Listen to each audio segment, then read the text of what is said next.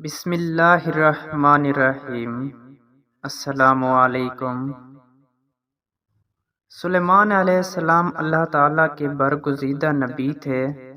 سلیمان علیہ السلام داؤد علیہ السلام کے بیٹے تھے۔ سمجھا جاتا ہے کہ انہوں نے متحدہ اسرائیل پر 970 قبل از مسیح سے لے کر 931 قبل از مسیح تک حکومت کی۔ ان کے بعد ملک اسرائیل کے دو حصے شمالی اور جنوبی ہو گئے۔ سلیمان کا سلسلہ نسب یہودا اولاد یعقوب کے واسطے سے یعقوب سے جا ملتا ہے۔ قرآن پاک میں انہیں اولاد ابراہیم میں شمار کیا ہے۔ سلیمان بن داؤد بن عیشا بن عوید بن عابر بن سلمون بن نحوش بن ایمنا زب بن ارم بن حسرون بن فارس بن یہودا بن یعقوب بن اسیاق بن ابراہیم۔ داؤد علیہ السلام کی طرح اللہ تعالیٰ نے سلیمان علیہ السلام کو بھی بہت سے معجزے عطا کر رکھے تھے۔ آپ جانوروں کی بولیاں سمجھ لیتے تھے، ہوا پر آپ کا قابو تھا۔ آپ کا تخت ہوا میں اڑا کرتا تھا، یعنی صبح اور شام مختلف سمتوں کو ایک ایک ماہ کا فاصلہ طے کر لیا کرتے تھے۔ سلیمان علیہ السلام کی سب سے بڑی خصوصیت یہ تھی کہ آپ کی حکومت صرف انسانوں پر ہی نہ تھی بلکہ جن بھی آپ کے تابع تھے۔ سلیمان علیہ السلام نے مسجد اقصی اور بیت المقدس کی تعمیر شروع کی۔ جن دور دور سے پتھر اور سمندر سے موتی نکال کر لایا کرتے تھے، یہ عمارتیں آج تک موجود ہیں۔ اس کے علاوہ آپ نے جنوں سے اور بھی بہت سے کام لیے۔ ایک موقع پر اللہ تعالیٰ نے سلیمان علیہ السلام کو آزمائش میں ڈال دیا۔ آپ کے پاس ایک انگوٹھی تھی جس پر اسم اعظم کندہ تھا۔ اس انگوٹھی کی بدولت آپ جنوں انس پر حکومت کیا کرتے تھے، لیکن وہ انگوٹھی کسی وجہ سے گم ہو گئی اور شیطان کے ہاتھ آ گئی۔ چنانچہ آپ تخت و سلطنت سے محروم ہو گئے۔ ایک مدت کے بعد وہ انگوٹھی شیطان کے ہاتھ سے دریا میں گر پڑی، جسے ایک مچھلی نے نگل لیا۔ وہ مچھلی سلیمان علیہ السلام نے پکڑ لی۔ جب اس کو چیرا گیا تو انگوٹھی اس کے پیٹ سے مل گئی، اور اسی طرح آپ کو دوبارہ سلطنت اور حکومت مل گئی۔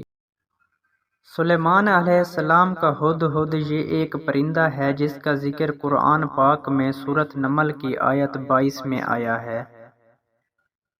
حضرت سلیمان اور ہدہد کی بات چیت کا ذکر اس طرح ہے کہ ایک مرتبہ سلیمان علیہ السلام اپنے دربار میں پورے جاہ و جلال کے ساتھ تشریف فرما تھے۔ انسان، جنات، حیوانات کے نمائندے بھی موجود تھے، لیکن پرندوں میں ہدہد موجود نہ تھا۔ فرمایا، کیا بات ہے کہ میں ہدہد کو موجود نہیں پاتا؟ اگر وہ واقعی غیر حاضر رہے تو اس کو سخت سزا دوں گا یا پھر ذبح کر ڈالوں گا۔ یہ کہ وہ اپنی غیر حاضری کی معقول وجہ بیان کرے۔ اسی غضب میں تھے کہ ہدہد حاضر ہو گیا اور حضرت سلیمان علیہ السلام کے سوال پر کہنے لگا کہ میں ایک یقینی خبر لایا ہوں جسے آپ نہیں جانتے۔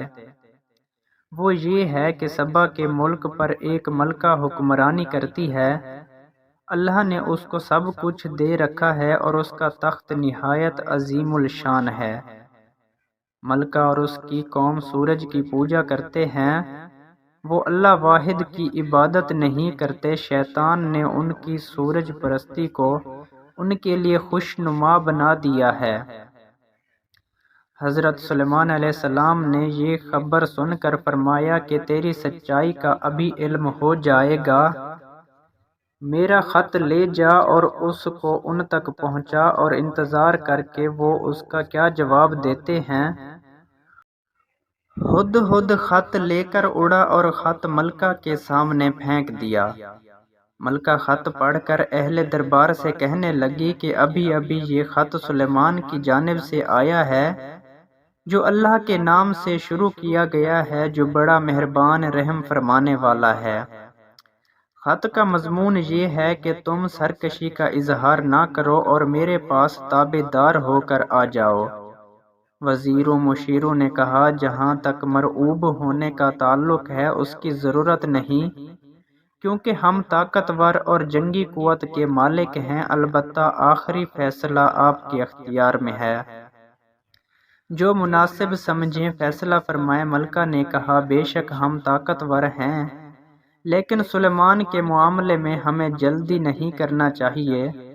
میرا خیال ہے کہ پہلے اپنے نمائندے بھیجوں جو اس کی خدمت میں تحائف پیش کریں، اس سے اس کی شان و شوکت اور مزاج کا اندازہ لگائیں کہ وہ ہم سے کیا چاہتے ہیں۔